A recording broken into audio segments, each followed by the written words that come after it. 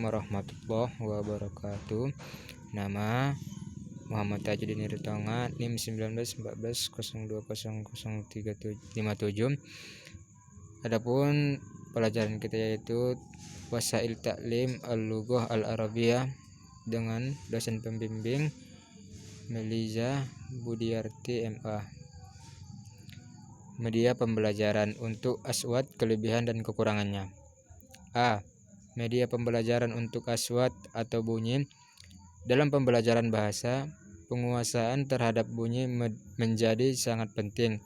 Tujuan pembelajaran bunyi secara umum meliputi penguasaan seluruh sistem bunyi, baik dalam bentuk mengenal dan memahami bunyi secara reseptif, maupun dalam bentuk melafalkan dan menggunakan bunyi bahasa secara aktif produktif.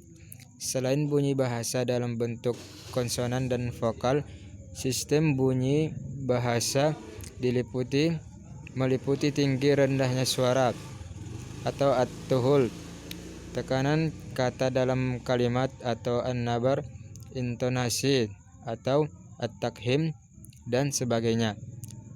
Adapun ilmu aswad adalah ilmu yang mempelajari bunyi kebahasaan dari sisi sifat keluarnya bunyi, cara mengucapkannya, dan membedakan satu suara dengan suara yang lain karena sifat-sifatnya yang bermacam-macam. Pembelajaran bunyi bahasa aswad dimaksudkan agar melatih peserta didik mengungkapkan bunyi huruf, kata dan kalimat bahasa Arab serta perbedaan prinsip secara benar dan fasih sehingga mereka mampu untuk berinteraksi dan berkomunikasi secara intens.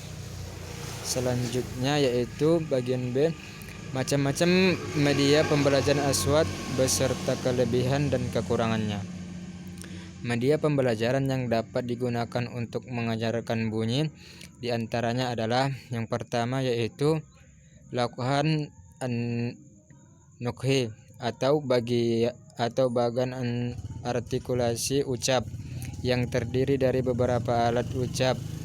Kelebihannya, yang pertama yaitu dengan menggunakan media ini guru bisa mengajarkan siswa di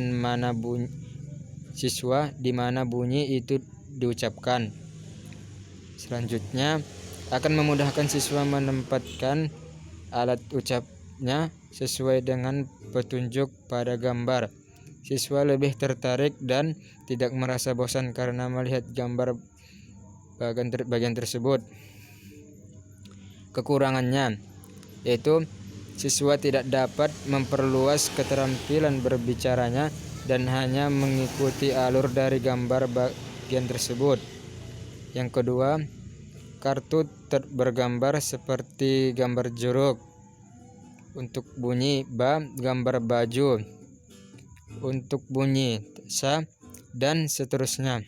Adapun ukuran kartu bisa disesuaikan dengan selera guru, akan tetapi juga mempertimbangkan asas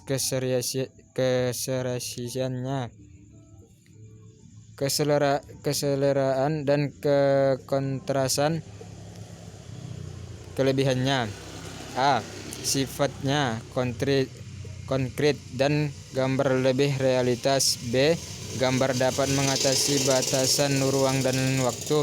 C. Tidak semua benda, objek, atau peristiwa dapat dibawa ke kelas, tetapi gambar dapat selalu dibawa kemana-mana serta mudah digunakan untuk kegiatan belajar mengajar. D.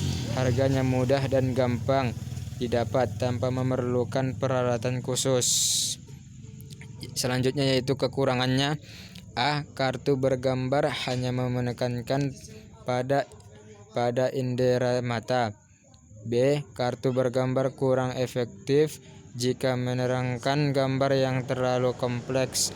C. Ukurannya sangat terbatas untuk kelompok besar. D. Untuk memperbesar kartu bergambar memerlukan suatu proses. E. Tidak dapat memerlukan suatu pola gerakan secara utuh untuk suatu gambar serta tanggapan siswa dapat berbeda-beda terhadap kartu gambar yang sama. 3. Rekaman bunyi-bunyi hijaiyah pada kaset atau CD atau rekaman bacaan Al-Quran. Media rekaman ini terdiri dari perangkat keras berupa alat perekam atau tape recorder dan perangkat lunak berupa program dalam pita rekaman. Kelebihannya: A. Media ini menggunakan perangkat keras yang mudah diperoleh dan dimiliki guru. B. Dapat digunakan tanpa kehadiran guru. C. Dapat digunakan secara klasikal atau individual. Kekurangannya: A. Tidak semua keterampilan bahasa dapat dituangkan dalam rekaman. B. Interaksi antara guru dan siswa kurang hidup. Sebagian peran guru digantikan media dan kegiatan siswa banyak bersifat mekanis. C. Penggunaan media dalam latihan praktek biasanya menjemukan, terutama bagi siswa yang pandai. Selanjutnya yaitu nomor 4, menggunakan media dengar atau audio. Kelebihannya: yang pertama, A. Media dengan dengar dapat melatih siswa untuk mengembangkan daya imajinasi yang abstrak. B. Dapat menanamkan nilai-nilai dan sikap positif terhadap para pendengar yang sulit dicapai dengan media lain. C. Program audio dapat mengatasi batasan waktu serta jangkauannya yang sangat luas. D. Suasana dan perilaku siswa dapat dipengaruhi melalui penggunaan musik, latar belakang, dan efek suara. D. Program audio dapat digunakan sesuai dengan kebutuhan pendengar atau pemakai.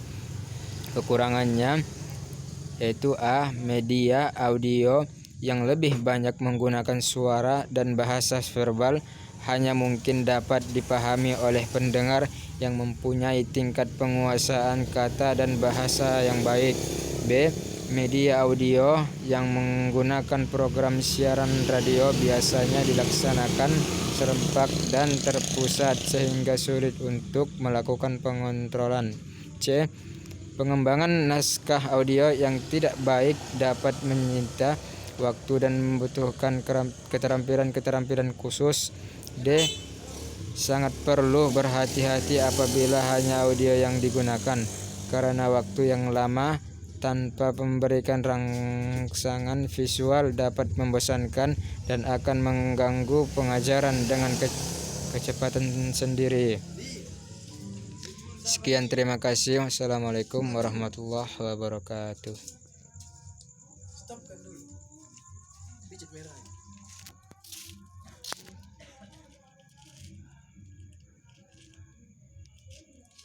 Udah?